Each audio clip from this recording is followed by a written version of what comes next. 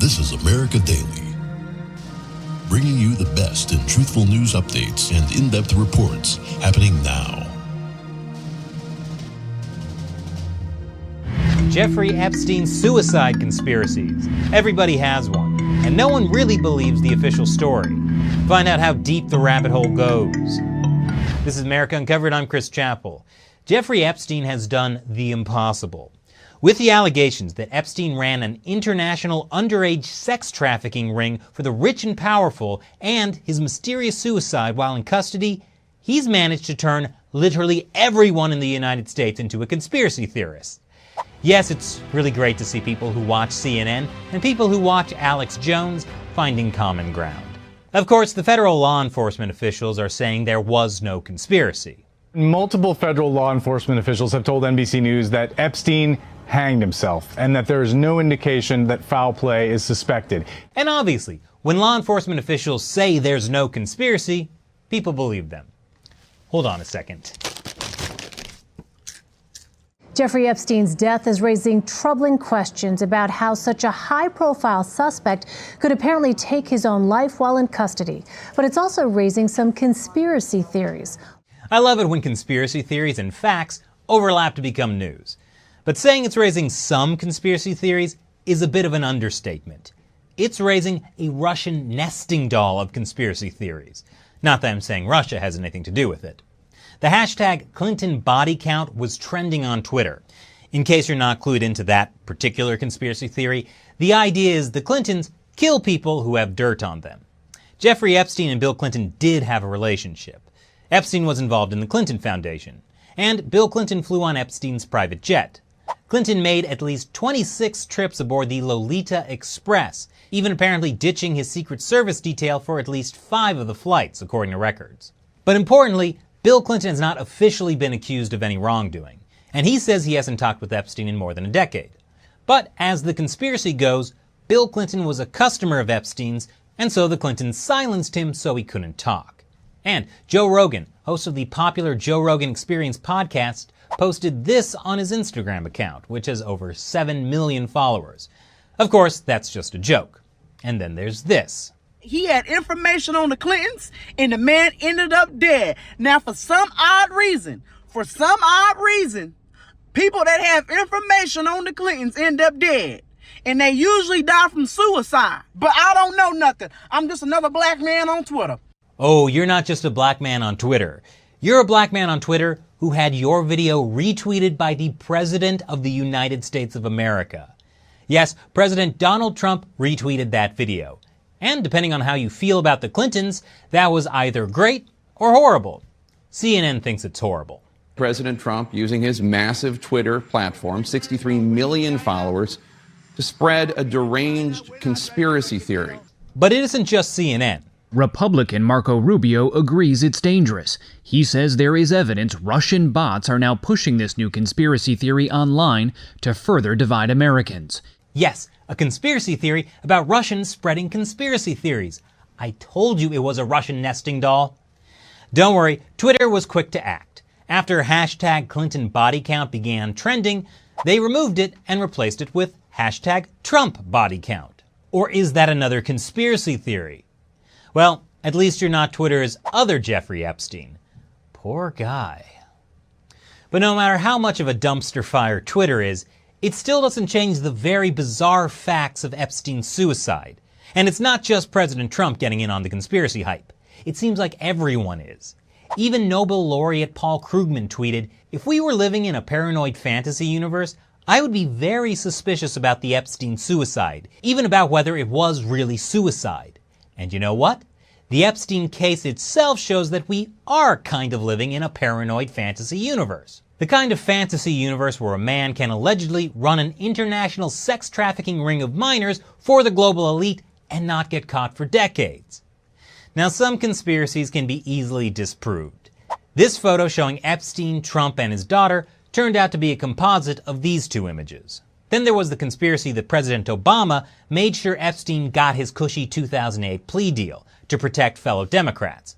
But that's fake too, since the plea deal was made before Obama even took office. And then There's the conspiracy that Epstein is actually still alive and being held by the military. Which, okay, sure. But there are weird things related to the Epstein case that are backed up by verified facts. And I'm not talking about how he wanted to seed the human race with his DNA by impregnating women at his ranch. Or his plans to cryogenically freeze his head and penis.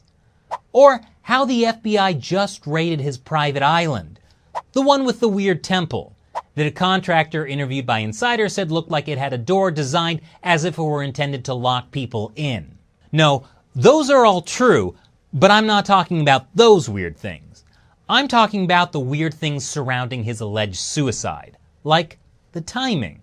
Epstein's death comes less than 24 hours after thousands of pages of revealing documents were unsealed in a case from an Epstein accuser against one of his former associates. That accuser is Virginia Roberts Giuffre. She claims she was recruited by Ghislaine Maxwell as a teenage sex slave for Epstein. In fact, multiple witnesses had testified that Maxwell was responsible for recruiting, maintaining, harboring, and trafficking girls for Epstein. Giuffre says Epstein trafficked her to politicians, financiers, and even Prince Andrew from the British royal family. But okay, the timing of Epstein's death could be a coincidence. But here's a big question. Epstein had already tried to commit suicide a few weeks ago. So why wasn't Epstein on suicide watch? It turns out he was, but only for 6 days. 12 days after being taken off suicide watch, he killed himself. According to regulations, to get off suicide watch, the facility's psychologist would have had a face-to-face with Epstein and clear him. So, the man at the center of a potentially explosive case involving sex crimes of the most powerful people in the world tried to kill himself and yet wasn't on suicide watch when he killed himself. But even though he wasn't on suicide watch, Epstein was supposed to have a cellmate, and prison staff were still required to check on him every 30 minutes. Except, whoops, the prison just transferred his cellmate so Epstein was alone, even though that violated the jail's procedures. But prison staff were very diligent about checking in on him every 30 minutes, except for the several hours before he was found hanging in his cell. It turns out they may have been asleep and falsified the records. So, Epstein was left totally alone for several hours. Okay, weird. But let's not lose our heads here. After all, Epstein's suicide was likely recorded by jail cameras. Oh wait, there was no camera footage. Apparently there weren't any cameras in Epstein's cell. Go figure. Oh, did I mention the shrieking? I don't think there's been a story so primed to make your average American believe in conspiracy theories since the assassination of JFK. Which, by the way, there is a connection between the JFK assassination and Epstein's suicide. Epstein's representative hired Michael Baden, the same guy who did the autopsy on JFK, to do an autopsy on Epstein. Now it really is the Russian nesting doll of conspiracy theories. I feel like I'm this guy. And I don't think I'm the only one. According to the official autopsy report, Epstein had several broken neck bones. Experts told the Washington Post that one was more common in victims of homicide by strangulation. However, the investigation into Epstein's crimes and anyone else who may be involved did not die with Epstein. And that's really the only conspiracy that matters. What's the likelihood that the victims will see the conspirators or even the co-conspirators held accountable?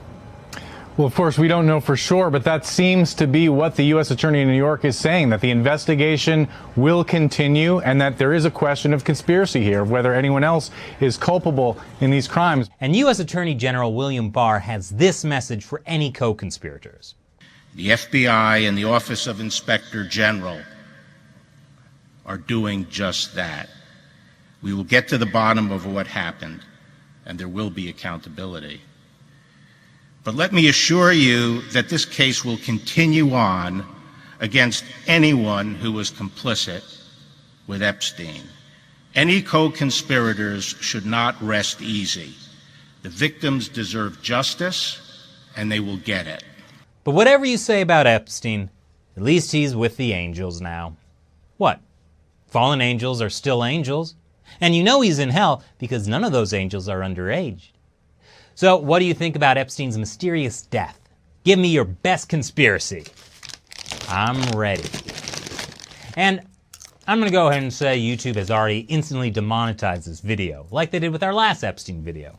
That's why we rely on your support on the crowdfunding website Patreon. With $1 or more per episode, you can ensure we can afford to keep making more episodes uncovering America. Once again, I'm Chris Chappell. Thanks for watching America Uncovered. Thanks for listening to America Uncovered. You can also watch our video episodes at youtube.com/America Uncovered. Once again, I'm Chris Chappell. Tune in next time.